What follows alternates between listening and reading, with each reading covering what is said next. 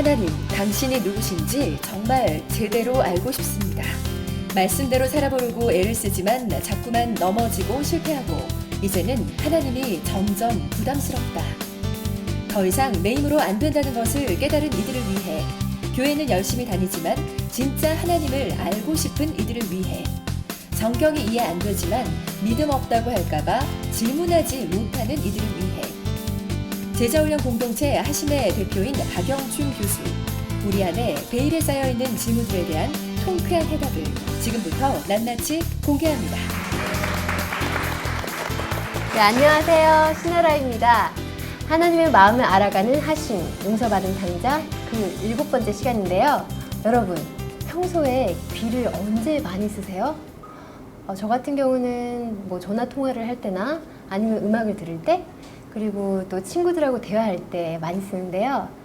오늘 이 시간에 여러분의 귀와 그리고 마음을 활짝 여셔서 세상에서 가장 귀한 이야기를 들어보시기 바랍니다.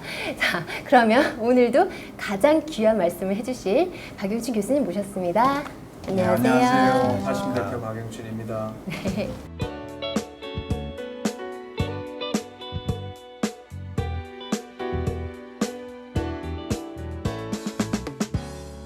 그리고 저에게 또 풍성하게 얘기를 더해주실 패널 두 분 모셨는데요. 안녕하세요. 네, 안녕하세요.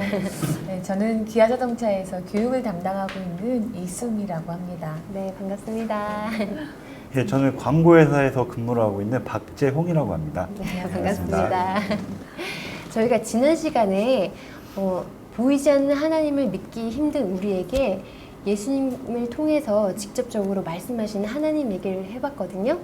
근데 그러다 보니까 하나님이 정말 전지전능하신 분이신데 그럼에도 불구하고 평범한 인간의 모습으로 오셔서 그렇게 30년 넘게 고생만 하시고 결국에 십자가에 매달려서 죽으셨는데 그게 어떻게 보면 좀 이해가 안 되고 또 궁금한 게 생기더라고요.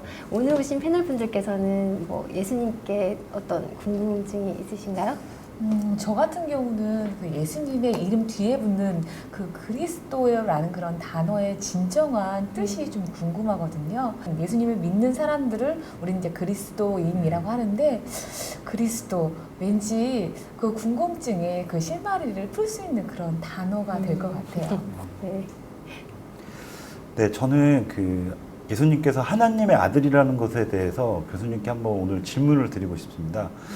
제가 그 부분에 대해서 좀 더 통찰력이 생긴다면은 예수님께 좀 한 발 더 다가가는데 더 큰 도움이 될 것 같은데요.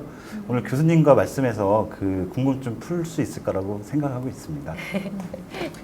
예, 좋은 질문들인 것 같아요. 그래서 오늘 우리 이 강의를 통해서 지난번에는 예수님이 누구신가 1편이었다 그러면 오늘은 예수님이 누구신가 2편 이걸 통해 궁금하신 것도 푸시고 주님이 누구신가에 대해서 더 깊이 알 수 있는 그런 시간이 되면 좋겠습니다. 네. 자, 그러면 용서받은 당자 7번째 강의 큰 박수로 시작하겠습니다.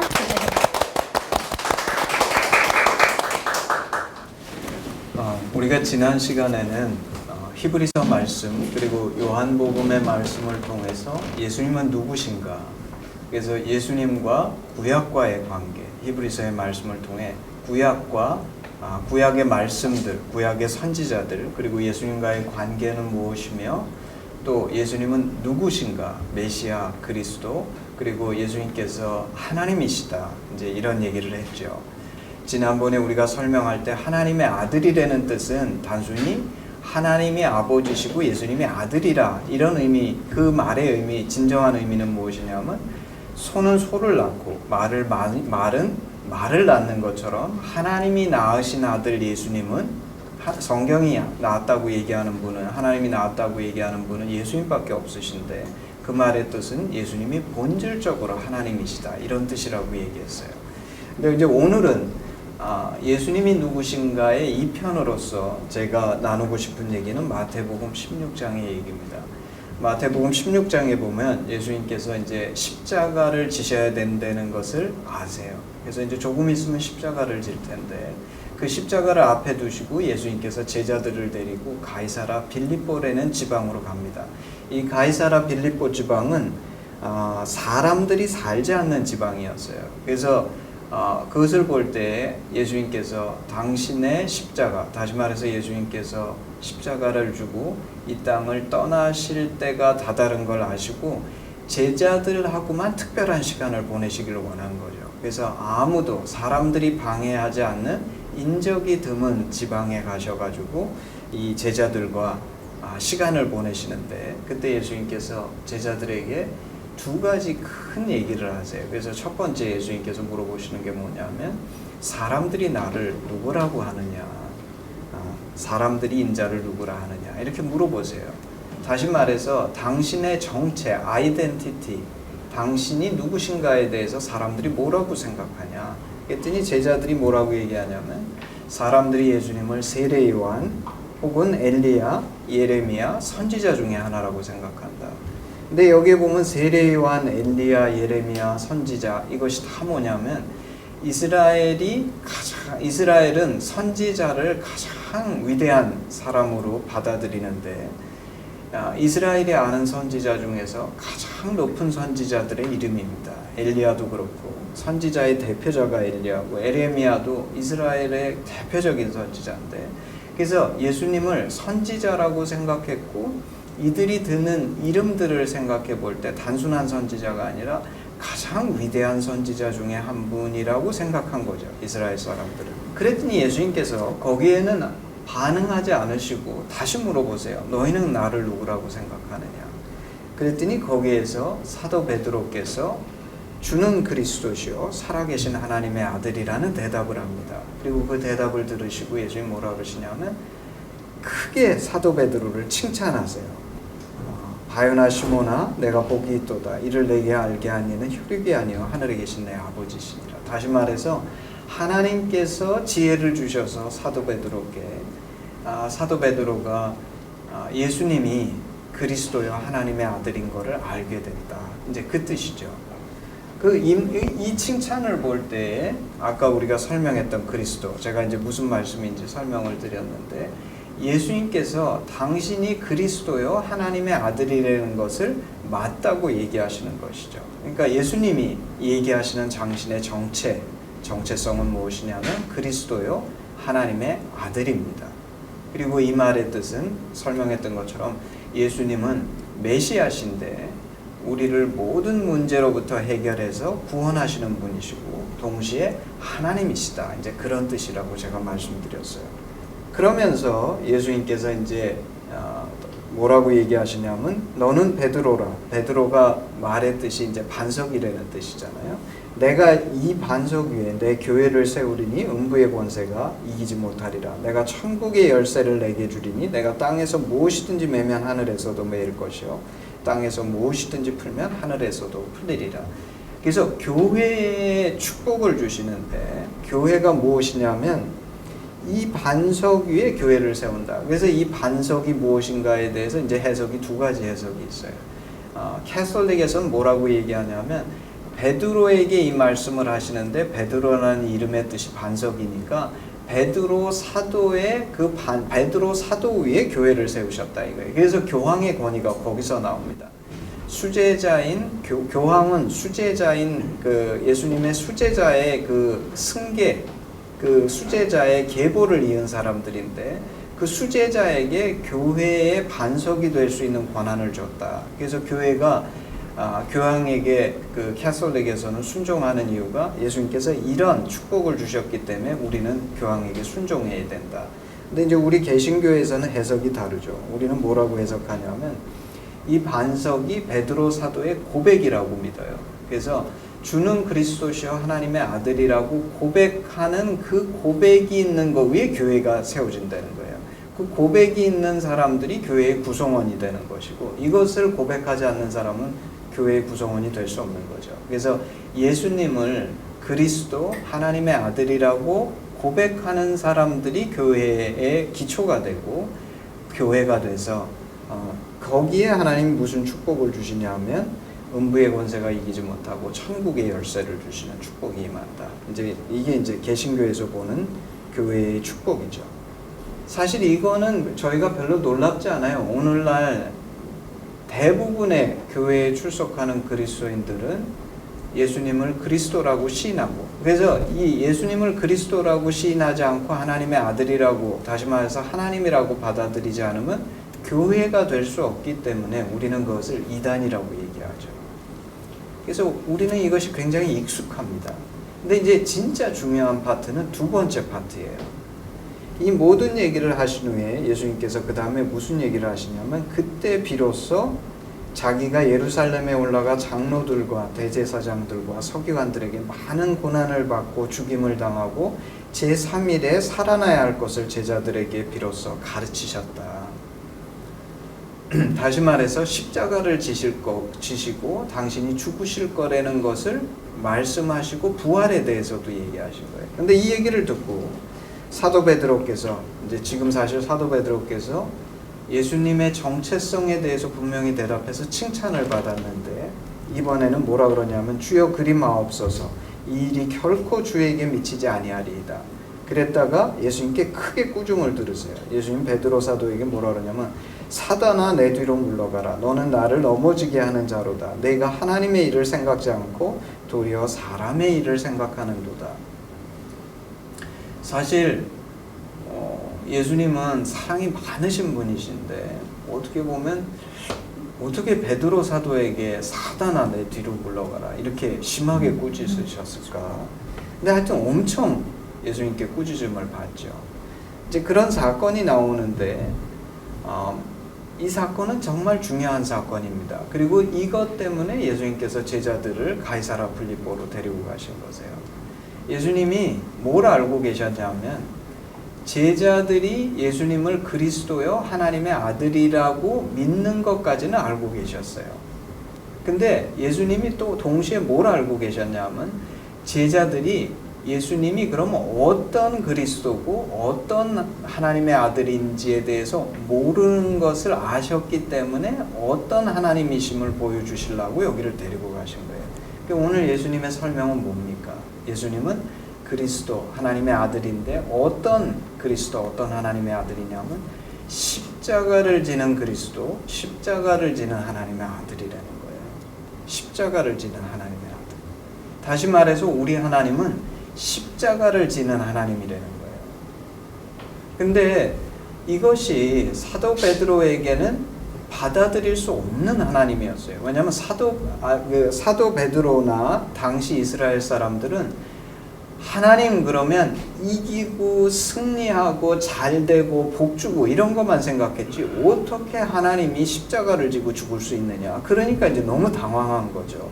안 됩니다, 주님. 물론 인간적으로도 예수님이 십자가 지기를 원치 않았겠지만 자신들이 이해하는 하나님 그리스도는 그렇게 죽을 수가 없다고 생각한 거예요. 절대 안 됩니다. 어떻게 십자가를 지고 당신이 죽을 수가 있습니까? 그래서 격하게 반응하죠. 근데 오늘 예수님께서는 이들에게 무엇을 가르치기 주기를 원했냐면 십자가를 지는 메시아를 가르쳐 주기를 원했어요. 그리고 이것이 오늘날 이 시대에 있어서도 너무나 중요한 교훈인 것 같아요. 오늘날 대부분의 그리스도인들이 예수님을 그리스도, 하나님의 아들로 받아들이는데 문제가 없습니다. 근데 문제가 뭐냐면 어떤 하나님인지에 있어서 분명하지 않아요. 어떤 그리스도인들에게 있어서는 어떤 하나님이냐면 하나님이 전능하시고 세상의 주관자이시기 때문에 십자가를 지는 하나님이 아니라 나를 축복하시고 내게 복만 주시고 내게 문제가 있을 때에는 그것을 그냥 해결만 해주시고 뭐든지 이런 자기가 원하는 좋은 쪽으로만 해주시는 하나님이라고 생각하는 거예요. 그리고 그런 하나님이기를 원해요. 그게 우리 인간적인 기대죠. 근데 오늘 예수님께서 가르쳐 주시는 거는 나는 십자가를 지는 메시아다. 이걸 가르쳐 주는 거예요. 그리고 단순히 당신만 십자가를 지는 것이 아니라 사실 또 다른 부류의 그리스도인들은 그래요. 예수님 당신은 십자가를 지고 죽으신 하나님입니다. 인정해요. 근데 그 인정한다는 것은 무슨 뜻이냐면 예수님 마지막으로 이걸 요구하세요. 너희가 내 제자가 되려고 그러면 나를 따라오려거든 자기를 부인하고 자기 십자가를 지고 나를 쫓아라. 나는 십자가를 지는 메시아이기 때문에 내 제자가 된다는 것은 십자가를 지는 제자가 된다는 것이다. 그러므로 내가 이것을 십자가 지기 전에 너희에게 분명히 얘기하고 너희는 그런 제자가 돼주기를 원한다. 이 목적 때문에 제자들을 데리고 가이사라 필리포를 가신 거예요. 근데 베드로 사도의 반응을 보면 제자들은 그런 제자가 되고 싶어 하지 않았죠. 오늘날도 보면 그리스도인들이 주는 그리스도시요 하나님의 아들이라고 시인하는 건 너무 쉽게 시인해요. 근데 문제가 뭐냐면 그분이 어떤 그리스도 어떤 하나님의 아들인지 잘 모르고 아는 사람은 그저 그럼 당신은 십자가 짓고 죽었기 때문에 당신은 그렇게 죽었기 때문에 우리는 복만 받을 줄로 기대하는 거예요. 내가 십자가 지는 제자가 되려고 하는 것이 아니라 십자가는 당신이 졌으니까 나는 오히려 복을 받는 그런 제자가 되기를 원하는데 예수님이 마지막으로 십자가 지시기 전에 제자들에게 가르쳐 주신 건 뭐냐면 너희가 정말 나를 쫓아온다는 것은 나는 십자가를 지는 메시아 그런 하나님이기 때문에 너희가 나를 쫓는다는 것은 십자가 지는 제자가 된다는 것이다. 그리고 이 말의 뜻은 뭐냐면 십자가만이 하나님의 유일한 방법이라는 거예요. 제가 이건 좀 어려운 얘기일 수 있는데 하나님의 방법은 하나님의 구원 방법, 축복하시는 방법은 십자가를 통해서 하나님은 우리를 구원하시고 축복하신다. 그러므로 내가 그 하나님의 역사를 경험하기 원하면 반드시 십자가를 지는 제자가 되어야 된다.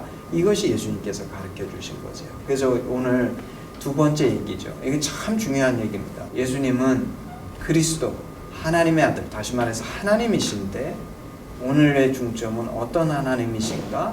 십자가를 지시는 하나님이시고 그리고 이 십자가를 진다는 것은 하나님의 유일한 방법이고 우리도 그분의 제자가 되려고 그러면 십자가를 지는 제자가 되어야 된다. 이것이 저의 중요한 예수님에 대한 두 번째 예수님은 십자가 지는 메시아시다 라고 오늘 저희가 배웠습니다. 그러니까 예수님은 십자가를 지시는 하나님이시고 결국엔 십자가를 지는 제자들을 원하신 거네요. 그렇죠. 정말 저는 이해가 안 되는 건요. 그렇게 예수님하고 3년 동안 같이 먹고 자고 예수님을 따라다녔던 그 제자들이 의도를 몰랐을까요? 더 이해가 안 되는 거는 그 예수님의 수제자라고 일컬었던 베드로까지 그랬다는 것이 저는 참 답답하기도 하고 이해가 정말 안 됩니다. 그럼에도 불구하고 왜 예수님은 그렇게 그 제자들에게 공을 들이고 왜 같이 데리고 다니셨을까요? 사실 예수님께서 이 땅에 오신 목적은 이 땅을 하나님의 나라로 바꾸시기 위해서. 그래서 예수님 처음 이 땅에 오셔서 사역을 시작하실 때 뭐라고 얘기하시냐면 그 얘기하라 하나님의 나라가 가까웠느니라. 사실 이 땅을 하나님의 나라로 회복시키시기 위해서 예수님이 이 땅에 오신 거세요. 우리가 성경을 보면 이 땅이 하나님의 나라로부터 멀어지고 떨어져 나오게 된 동기가 뭐냐면 아담과 하와가 에덴, 기쁨의 동산, 다시 말해서 그게 하나님의 나라인데 하나님의 나라에서 하나님께 불순종함으로 이제 하나님의 나라가 깨어지게 되죠. 그래서 이 땅이 하나님의 나라가 아닌 이유는 우리 인간이 문제가 있기 때문인 거거든요. 사실 동물, 식물들이 문제인 것이 아니라 우리 인간이 하나님께 반역하고 순종하지 않고 거역했기 때문에 하나님의 나라가 깨어지게 되었는데 그 하나님의 나라를 회복하려면 무슨 일이 있어야 되겠습니까? 바로 인간이 회복되어야 되는 거죠. 우리 인간이 더 이상 하나님께 불순종하는 인간이 아니라 하나님께 순종하고 그분의 진심을 알아들이고 사랑하는 관계성을 갖는 사람들로 전환이 되어야 되는데 그래서 예수님 하신 것이 뭐냐면 그런 사람들을 만드시는 것이 하나님의 나라를 회복하는 길이라고 주님은 생각하셨던 거라고 저는 믿습니다. 그래서 예수님께서 제자들을 택하셔서 교육하시고 훈련하시고 삶으로 보여주시면서 하나님께 진심으로 순종하고 사랑하고 하나님께 그 사랑을 드릴 수 있는 그 사람들을 만들어 가셨는데 그것들이 제자들이 아닐까. 그래서 예수님께서 그 제자들과 그렇게 시간을 보내시고 그들을 변화시키기를 원하셨던 거죠. 저는 궁금한 게 하나 있는데 과연 베드로에게 그 예수님께서 그렇게까지 화를 내실 필요가 있었을까요? 그렇죠. 사실 우리가 그 이 얘기를 읽으면서 예수님이 베드로 사도에게 어떻게 그렇게 심하게 사단아 물러가라 이렇게까지 얘기하셨을까? 이제 공감 많으니 그런 생각을 하게 되는데 그 배경을 생각해 볼 때 저는 이런 생각이 듭니다. 사실 마귀가 사탄이 예수님의 사역 시작서부터 끊임없이 도전한 것이 뭐냐면 십자가 지지 않는 메시아가 되려는 거예요. 그래서 예수님께서 광야에서 성령의 인도하심을 받아 사단에게 시험 받을 때에도 왕 되려는 거예요. 네가 나한테 절만하기만 하면 왕 되게 해주겠다. 대신에 십자가를 지지 않는 메시아가 되라. 이게 참 중요한 포인트입니다. 마귀가 계속 노력한 건 뭐냐면 십자가가 없는 메시아가 되는 거를 근데 십자가가 없는 메시아는 진정한 구원을 줄 수가 없어요. 겉모양만 메시아 그리스도지 사실은 진정으로 우리를 구원할 수 없는 메시아가 되는 거죠. 근데 이 말을 똑같이 우리에게 적용하면 무슨 뜻이 되냐면 그리스도인 되라 이거예요, 너희가. 근데 십자가 없는 그리스도인이 되라. 그 말의 뜻은 십자가 없는 메시아하고 똑같은 얘기인데 십자가 없는 메시아가 우리를 구원할 수 없는 것처럼 십자가 없는 그리스도인은 껍데기만 그리스도인이지 사실은 하나도 쓸모없는 그리스도인이다. 이런 뜻이거든요. 그래서 마귀는 계속적으로 예수님에게 십자가를 지지 않는 메시아가 되기 위해서 사실은 메시아가 안 되게 해서 아예 없애버릴 수 있으면 최고의 성공을 한 거죠. 근데 마귀가 그렇게 할 수 없다 그러면 메시아가 되되 내가 하나 절대 타협할 수 없는 것이 있는데 그게 뭐냐면 십자가는 제발 지지 말아다오. 그리고 그거를 베드로 사도의 마음속에 심은 거죠. 베드로 사도가 알고 있는 메시아는 십자가를 지는 메시아를 상상할 수 없었던 거예요. 왜냐하면 베드로 사도는 하나님이고 그리스도라 그러면 모든 문제를 해결하고 왕되고 승리하고 복을 주고 뭐 이런 걸 생각했지 어떻게 메시아가 십자가를 지고서 죽을 수가 있느냐. 본인이 그런 생각을 하고 있는 데다가 마귀가 그것을 이용해 가지고 강하게 예수님에게 반발하게 만든 거죠. 그리고 예수님은 그 본질이 무엇인지 파악했기 때문에 이것이 단순히 베드로 사도가 하는 말이 아니라 마귀가 예수님께 던지는 도전인 것을 깨달으셨어요. 그래서 그렇게 심하게 반응하시는 거죠. 그래서 이 반응은 마귀에 대한 반응이지 사실 베드로 사도에 대한 인간에 대한 책망이 아닌 거죠. 교수님, 전 또 궁금한 게 있는데요. 왜 예수님과 관련된 그 영화를 보면 십자가에 그 달려 계신 그 예수님에게 막 저주를 하면서 뛰어내리라고 하잖아요. 이런 것들이 정말 성경의 구절에도 있는 내용인가요? 그렇죠. 저희가 복음서를 보면 예를 들어서 마태복음 27장에 보면 예수님께서 그 강도 2명과 함께 십자가에 달리신 후에 거기에서 지나가는 사람들이 예수님을 모욕하면서 뭐라 그러냐면 그 십자가에서 내려와라. 너를 한번 구원해봐라 하고 비웃습니다. 예수님께서 하나님이시고 또 전지전능하신 분이시라면 십자가에서 충분히 뛰어내리실 수 있었을 것 같은데 왜 그렇게 무기력하게 그냥 계셨을까요? 그게 참 재미있는 질문입니다. 왜냐하면 사람들이 가면서 예수님한테 당신이 진짜 메시아고 그리스도면 한번 증명해봐라. 십자가에서 내려와봐라. 이렇게 도전한 거거든요. 제가 한번 형제님께 물어볼게요. 예수님께서 십자가에서 내려오실 수 있는 능력이 있으셨겠어요? 없으셨겠어요? 있으셨을 우리는 것입니다. 있으셨다고 네. 믿잖아요. 네. 근데 그럼 왜 안 내려오셨겠냐 이거죠. 그죠? 이제 중요한 질문이 뭐냐면 예수님이 이제 믿지 않는 사람들은 예수님이 무능해서 못 내려왔다고 생각하는 거예요. 근데 우리는 뭐라고 믿냐면 예수님은 내려오실 수 있으신데 안 내려오셨다고 생각하잖아요. 그럼 왜 예수님은 안 내려오셨을까? 이게 이제 굉장히 중요한 질문입니다.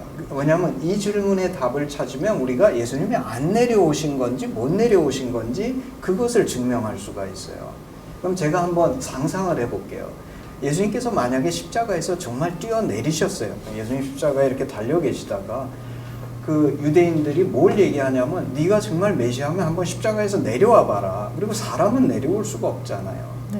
그래서 자기가 처벌을 받고 죽어가고 있는데 만약에 예수님께서 그걸 보시고서 화가 나셔가지고 못을 탁탁 벗고 탁 뛰어내렸다면 그러면 거기에 있는 유대인들이 예수님을 당연히 메시아라고 받아들였겠죠. 그렇죠? 왜냐하면 사람은 뛰어내릴 수 없는데. 그러니까 사실은 어떤 면에서 보면 예수님이 십자가에 달리셨을 때 밑에서 조롱하는 사람들이 너 메시아면 내려와봐. 내려오면 우리가 믿어줄게. 네가 하나님인 걸 증명하고. 왜냐면 사람은 못 내려오니까. 우리가 너를 하나님으로 믿어줄게. 예수님한테 무슨 기회가 생긴 거냐면 당신이 하나님인 것을 증명할 수 있는 너무나 좋은 기회가 생긴 거예요. 근데 이제 중요한 질문은 그럼 왜 예수님이 안 내려오셨을까? 만약에 예수님이 그때 뛰어내리셨다 그러면 모든 이스라엘의 유대인들이 예수님을 하나님으로 분명히 받아들였을 거예요. 왜냐하면 그건 하나님 아니고서는 할 수 없는 일이잖아요. 그럼 못 내려온 거 아니냐? 이게 이제 유대인들이 하는 말이거든요. 근데 이제 제가 생각할 때 그럼 예수님이 만약에 그렇게 못을 뽑고 뛰어내리셨다 그러면 유대인들이 분명히 예수님 앞에 납작 엎드렸을 거다. 근데 이제 거기에 문제가 있습니다. 무슨 문제가 있냐면 유대인들이 납작 엎드려서 예수님을 메시아 그리스도 하나님으로 받아들였겠지만 문제는 뭐냐면 그 유대인들에게 진정한 행복, 기쁨, 감사, 사랑이 있을 수 있겠냐 이거예요. 하나님을 향해서. 왜? 지금 봤더니 내가 하나님을 잘못 이해해가지고 하나님께 대해서 뭐라고 비아냥거렸더니 그 하나님이 화가 나가지고 증명한다고 뛰어내리신 거예요. 그래서 당신이 하나님이심을 증명하기는 했지만 나는 뭐가 된 겁니까? 앞으로도 내가 뭐 하나 실수할 때마다 이 하나님이 화가 나셔가지고 나한테 대해서 하나님이라는 걸 보여주기 위해서 내 앞에 그냥 탁 뛰어내려서 너 이렇게 잘못했지 하시는 그 하나님을 만난 거잖아요, 제가. 그러면 내 안에 어떻게 참된 평화와 기쁨과 용서의 그 감사가 있을 수 있겠냐 이거예요. 내가 앞으로는 이 하나님 무서워가지고. 그래서 이것은 결코 하나님의 나라가 될 수 있는 방법이 될 수 없는 거죠. 하나님이 만약에 나에게 당신의 능력을 과시하기 위해서 내 잘못에 대해서 그렇게 무섭게 임한다 그러면 나는 그 하나님께 순종할지는 모르지만 그것은 기쁨의 순종이 아니라 두려움의 순종이에요. 그리고 그 나라는 결코 행복한 하나님의 나라, 진정한 참된 하나님의 나라가 될 수 없죠. 그러므로 십자가에 달려 죽으시는 하나님만이 우리를 본질적으로 변화시키고 우리에게 참 하나님의 나라를 가져다 줄 수 있는 용서가 임할 수 있는 유일한 방법이라는 거예요. 이해하시겠죠? 그래서 십자가가 하나님의 유일한 방법일 수밖에 없다는 것을 우리가 깊이 이해해야 됩니다. 네, 그럼 우리도 그 예수님의 제자로 살아감에 있어서 항상 그렇게 모든 부분에서 져주고 피 흘리고 고난받으며 살아가야 되는지 그 부분도 굉장히 궁금합니다. 십자가를 지는 제자가 되려 그러면 그것이 참 부담이 되고 그리고 도대체 그러면 나도 예수님처럼 죽어야 된다는 말인가 이런 게 이제 우리의 질문이 되는 거죠. 그래서 우리 다음 시간에는 십자가를 진다는 것이 무엇인지 도대체 어떻게 해야 내가 예수님을 쫓아서 십자가 지는 제자가 될 수 있는지 그것에 대해서 우리 한번 같이 공부해보는 그런 시간이 되리라고 믿습니다. 다음 시간도 상당히 기대가 되는데요. 오늘 이제 마칠 시간이 다 됐는데 패널분들께서는 오늘 어떠셨나요?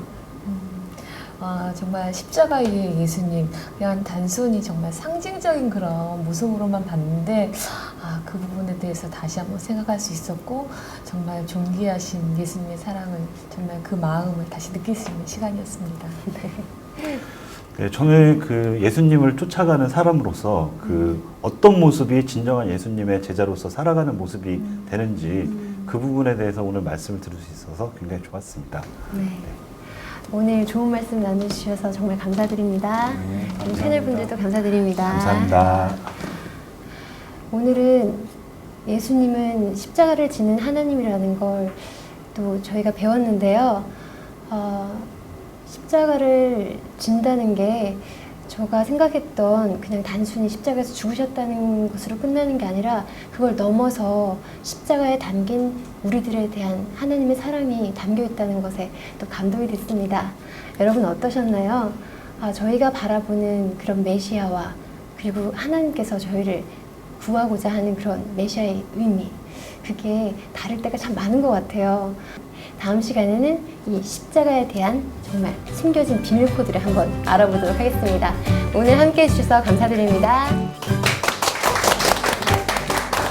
진정한 이제 그리스도인이고 예수님의 제자로서 살아가는 방법에 대해 조금이라도 알 수 있었던 것 같습니다. 살아있는 예수님의 이야기를 들었다는 게 오늘 정말 의미 깊은 그런 시간이 되었던 것 같습니다. 십자가는 있습니다. 기대고 싶은